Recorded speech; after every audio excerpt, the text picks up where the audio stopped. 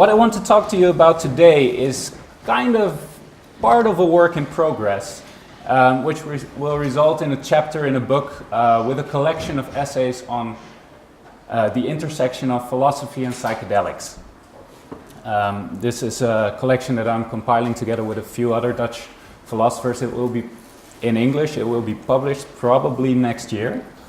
The starting point is, for me, of course, the psychedelic experience itself. And today I want to think along some pathways how this experience makes one think about certain philosophical ideas and concepts. To me, the psychedelic experience is paradoxically both extremely meaningful and yet wildly ineffable. The experience often feels more real than reality itself, feels as truth with a capital T. They are often so meaningful because they are transformative and they're healing us. But simultaneously, any way in which we try to make sense of it falls short of the completeness and non-duality that we have experienced. All the narratives and words we give to it are insufficient. So we have something of a conundrum. We cannot sufficiently explain something that is of incredible importance to us. And in essence, this is the problem of all religious experience. The core experience that inspires a community cannot really be put into words. We all know the consequences of trying to still transfer this religion through words instead of through the practices and techniques that result in the experience itself. But to be precise, this is somewhat applicable to all experience insofar as it is meaningful. When one becomes a parent, one experiences something incredibly meaningful, something that cannot be fully imagined beforehand. And because of this experience, one can empathize more with other parents who went through the same experience. However, the experience cannot be explained to someone who didn't have it. Experience, therefore, extends beyond thought and beyond language, and the latter two seem to be only the tools we use to convey our experience to others. But for these tools to be effective and reach their intended goal, the experience of the other must overlap.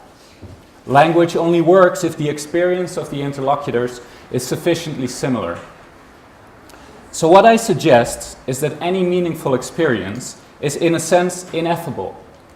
It just happens to be that the psychedelic experience is perhaps a little more rare than many other meaningful experiences, like falling in love or becoming a parent, and therefore often harder to communicate.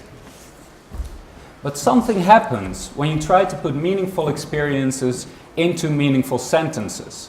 There's two meanings of the word meaningful itself. And this reduction of the significant to the signs themselves is problematic in two complementary ways in the case of psychedelics. First of all, and especially when we talk to people without significant psychedelic experience, we have to use language or discourse that is tied in with other types of experience in order to communicate what we have experienced. Even the terms that we have used throughout history for psychedelics are colored and emphasize certain aspects of the experience. We have, for example, the term psychotomimetic, emphasizing the abnormal content of consciousness. We have the term entheogen, emphasizing the religious or the spiritual component. We have the term medicine, emphasizing the healing component. And, of course, we have the term psychedelic itself, emphasizing both the psychological, as opposed to the physical, and the visual, in my opinion, as opposed to the other senses. Consequently, we have created narratives of them as spiritual or mystical experiences, of healing experiences, or parapsychological experiences, all taking one or several aspects of the experience itself and weaving them into a story that we can make sense to others. However, just because an experience is profoundly healing doesn't mean that it is not spiritual at the same time. And it could even be also abnormal and or psychoanalytical or any of the other narratives within which we work. And I would argue that it is quite the opposite, that all these things are combined within the experience itself. So we have an experience that has multiple facets, and our stories can only contain so many of them before they become self-contradictory. The second way in which the reduction from meaningful experience to language is problematic runs in the other direction, because we emphasize certain aspects of the experience in our discourse or narrative. We pre-program people going into the experience. Some of the expectations we involuntarily create can be quite beneficial, like how the experience might bring about and release all traumas, or how it might be a spiritual experience of non-duality. But others might be more problematic, especially when they are informed by I could say propaganda created by people without experience themselves. Through the cultivation of a negative public perception of these substances, we find ourselves in a situation where people who try these substances for the first time have conscious and unconscious fears, which might be amplified during the experience and result in a negative experience. But let us consider now that most often we think of concepts of truth and meaning as referring to purely linguistical phenomena. A sentence is true or false. It makes sense or is nonsense. However, I think that the psychedelic experience, and in fact every meaningful experience, shows us that linguistic truth and meaning are just mere reflections of truth and meaning, capital T, capital M, and that they are in fact experiences. This sounds a lot like Platonic ideas, and in fact the allegory of the cave is a perfect metaphor for the dynamic that I have described up until now. However, for me, truth and meaning are experiences rather than abstract concepts, and the person exiting Plato's cave is having a meaningful experience rather than gaining knowledge about some external truth. This doesn't mean that the meaningful experience or the experience of truth isn't giving one knowledge, but that it is only secondary.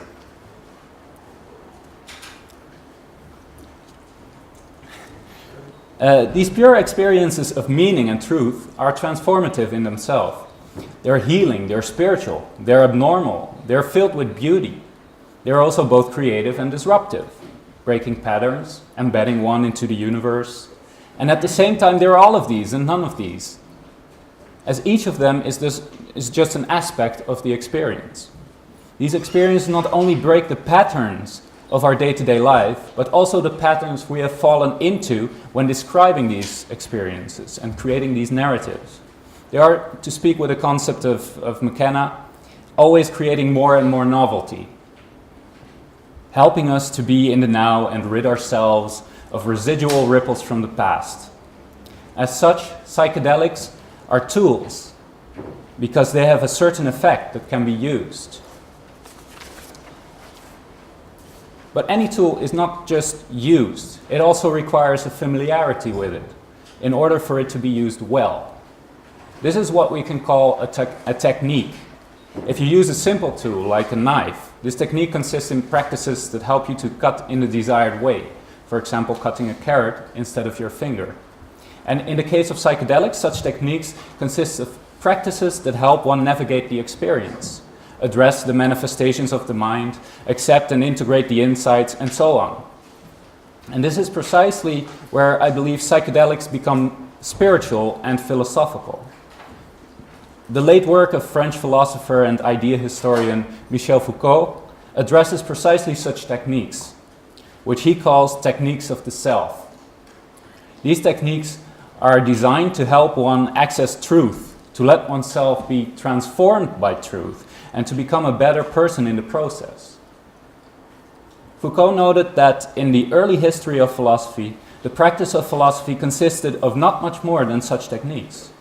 So in antiquity, instead of thinking about ideas, philosophy then was much more an art of living, which applied some technique to the life that one lives.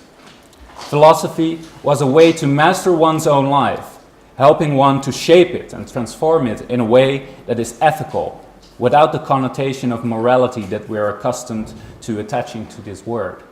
Ethos, as it was called, is rather much more personal, much more related to self-discipline than some moral code that is inherited from a cultural past. It is precisely the love of wisdom that is brought to everyday life. The technique of psychedelics functions in a similar way. People experiencing psychedelics are probably best off in an environment that is supportive. It is nice if there are other experienced people around, and it is important that there are some guidelines on what to do and what not to do. And ethics, especially in groups, but also when taken alone in silent darkness. One has to take care of oneself in order to not go into a negative spiral of fear or sadness, but rather to use negative feelings in such a way that they can be transformed into release and insight. Together, these practices create a psychedelic technique of the self, or a psychedelic spiritual technique, or to use a term of Mircea Eliade, a technique of ecstasy. But these techniques have another function. They're not only used to enrich one's own life through the use of psychedelics and to become more and more happy and free. They also bind together a group of people practicing these techniques into communities. These communities arise around the experience as it is being cultivated through the use of these spiritual techniques. And the meaningful experience, the diamond at the center, is used as the basis for wisdom, for art and music, for love and compassion, for knowledge about how to use these experiences for beneficial purposes and for shared experience. And through these techniques, the meaning permeates throughout the social network. And what we see is a culture coming into existence through a resonance of meaning and truth, and these become an inspiration for the entire group. While we often learn from such experiences things that help us in our relations to others by healing ourselves, it must also be emphasized that group experiences differ greatly from individual experiences. People mirror each other and trigger things within each other, and they support each other in their own process. In a psychedelic group experience, the nuances and feelings of others seem to be more accessible, and in a way everything becomes a shared experience.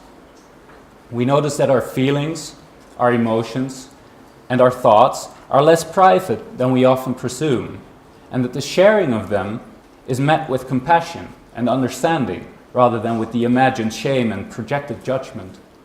Our hearts are opened alongside our minds, and this deepens the experience tremendously. The self becomes the us, the I becomes the we that unifies people and empowers them in their diversity. Success is no longer measured by how much one rises above the rest, but rather by how much one can lift those around him or her.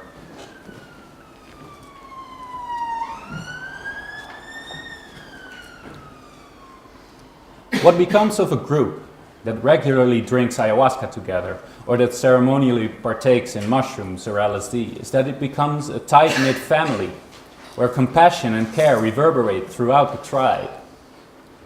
Such a view of how meaning and truth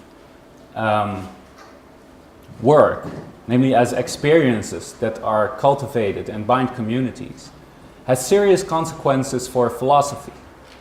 Instead of a philosophy based on the idea that truth is accessible through knowledge in the form of books, texts, and lectures much like this one, we need a philosophy for which truth is an experience that can be shared through the sharing of a technique or a practice.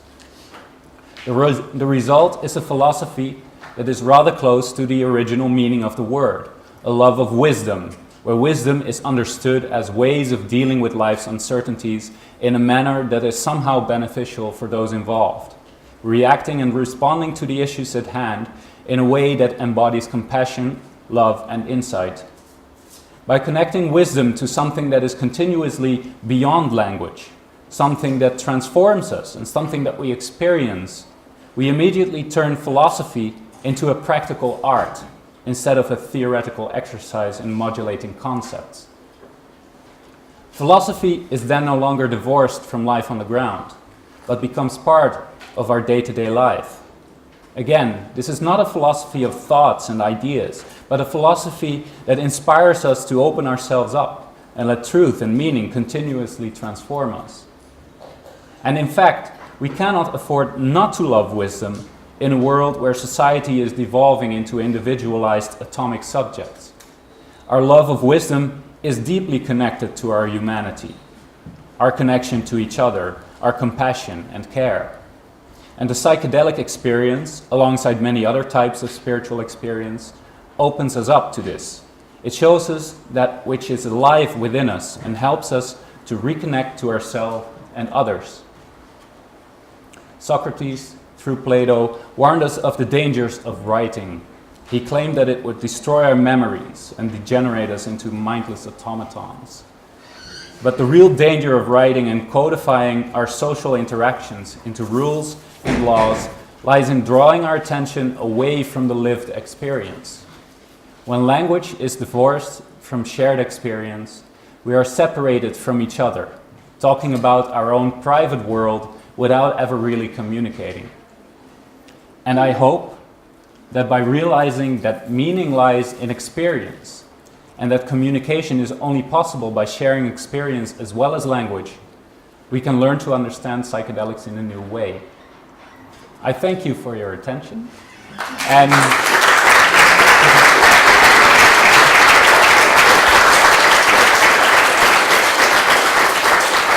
I'd be happy to answer any questions.